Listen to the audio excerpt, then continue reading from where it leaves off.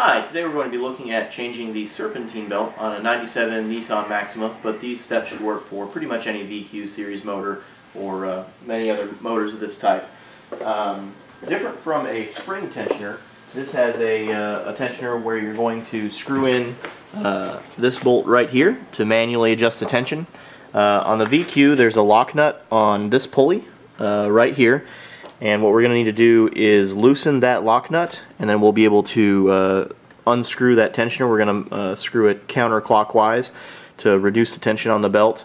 As you can see, the belt is very low on the engine, and it's actually easier to get at it from below than above. So we're going to go ahead and remove the splash guard on the bottom of the motor if it's still there, and then start working on it from below. The splash guard is secured with just a couple Phillips screws and a couple bolts, and then we'll take a look at it from there.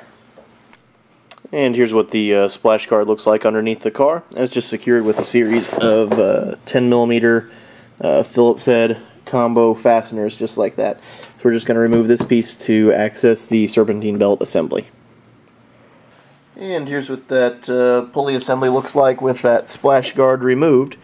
And what we're going to do is just put the box end of a wrench on the lock nut right there on that pulley, and then just use a couple wrenches for extra leverage to turn that counterclockwise and loosen that nut. And we've got that lock nut loose. You can see there's a little bit of a gap there. And then one more thing before we detension that belt, you just kind of want to feel that belt and get a feel for how much tension should be on it, because we're going to have to manually retension that, and you can get like a belt deflection gauge or something like that that can precisely measure this. But if you've turned a few wrenches, it's not hard to get it close to where it should be. And now we're ready to detension that belt and remove it. We're ready to detension that belt there. We're just going to use a 3/8 inch ratchet with some extensions. Just going to turn that counterclockwise, and it should be very easy with that lock nut loose. Make sure you don't try to detension it with that lock nut tighter. You're just going to mess things up. We're going to loosen this up quite a bit. Make sure we've got lots of room to work with when we're unthreading and rethreading that new belt. And don't screw it all the way out. Just give yourself enough room to work with, just like that. And just keep an eye on how that's routed. This isn't a particularly complicated route for a Serpentine belt. There's just a alternator and AC on it, but you want to get that back in right. With that loose, it'll just come off just that easy. There's no other obstructions or anything that you have to undo.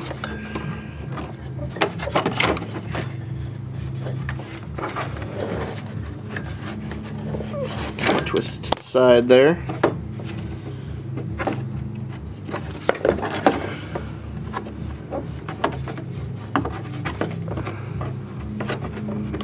And it is easier if you have two hands here. You're not holding the camera in the other hand.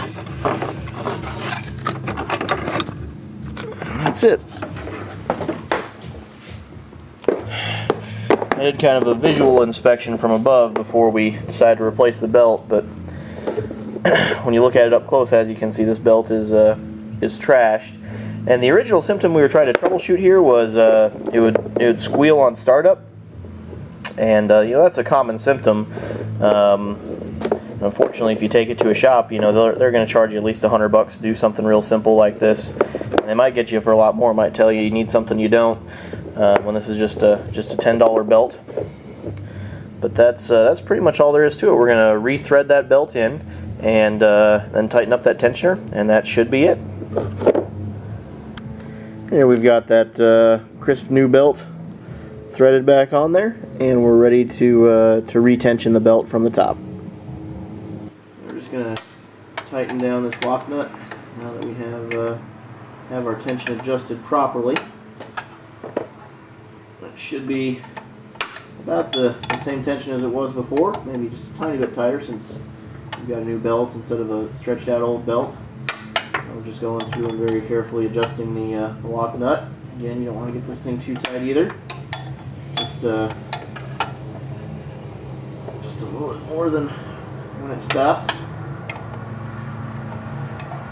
And we're just going to put a second wrench on there with the box end on it and give it maybe I don't know, a 20-degree turn or something like that, and that should be enough.